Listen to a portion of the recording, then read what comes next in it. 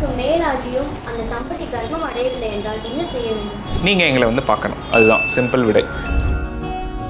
ஒரு தம்பதியர்கள் கல்யாணமாகி ஒரு காண்டமோ எதுவும் போடாமல் உடலுறவு வச்சுக்கிட்டாங்க, தொடர்ந்து ஒரு வருஷமாக ட்ரை பண்ணி பார்த்து ப்ரெக்னென்ட் ஆக மாட்டேறாங்க அப்படின்னு தெரிஞ்ச உடனே நீங்கள் எங்களை கன்சல்ட் பண்ணலாம். வெவ்வேறு காரணங்கள் இருக்கலாம். இது எல்லாமே நீங்கள் ஃபர்ஸ்ட் விசிட்டில் கேள்வி மூலியமாகவே உங்களுக்கு என்னென்ன மாதிரி மாதவிடாய் வருது, இப்போது ஆண்களுக்கு பார்த்தீங்கன்னா என்ன மாதிரி வேலை பார்க்குறாங்க, அவங்க ஏதாச்சும் மது அருந்துறாங்களா, வேறு ஏதாச்சும் பழக்கங்கள் இருக்கா, இது எல்லாமே கேள்வியிலே கேட்டு முடிச்சுட்டு அதுக்கப்புறம் ஒரு சின்ன சின்ன டெஸ்ட் எடுக்கிற மாதிரி இருக்குது. இப்போ ஆண்களுக்கு பார்த்தீங்கன்னா ஃபர்ஸ்ட் ஸ்டெப்லேயே ஒரு விந்து அணுக்கள் எவ்வளோ இருக்குது, என்ன மாதிரி இருக்குங்கிறது செக் பண்ணிக்கணும். அதுக்கப்புறம் ஃபாலோட் பை அவருக்கு கொஞ்சம் பிளட் டெஸ்ட் எடுக்கிற மாதிரி இருக்கும், ஹார்மோன் டெஸ்ட். இதே மாதிரி அந்த ஒய்ஃப்க்கும் பார்த்தீங்கன்னா நீங்கள் ஒரு சின்ன அல்ட்ராசவுண்ட் எடுக்கிற மாதிரி இருக்கும். அதில் உங்களோட கர்ப்பப்பை எப்படி இருக்குது, அதில் வந்து முட்டைகள் எப்படி இருக்குது, சினப்பைக்குள்ள வேறு ஏதாச்சும் ப்ராப்ளம்ஸ் இருக்காங்கிறது ஸ்கேன்லேயே தெரிஞ்சிடும். அவங்களுக்கும் கொஞ்சம் ஹார்மோன் டெஸ்ட் எடுக்கிற மாதிரி இருக்கும். ஸோ இது எல்லாமே நீங்கள் ஒரு ஃபர்ஸ்ட் விசிட்டில் பார்த்து தெரிஞ்சுக்கோங்க. உங்களுக்கு என்ன மாதிரி ஏதாச்சும் அப்னார்மாலிட்டி சிறிது அளவில் இருக்கா இல்லை பெரிய லெவலில் இருக்காங்கிறதெல்லாம் முன்னாடியே தெரிஞ்சுக்கிட்டா நீங்கள் ரொம்ப டைம் வேஸ்ட் பண்ண வேண்டாம். 1 இயருங்கிறதே போதும். 1 இயர்லேயே நீங்கள் கான்ஸ்டண்ட்டாக கான்டாக்டில் இருந்து உங்களால்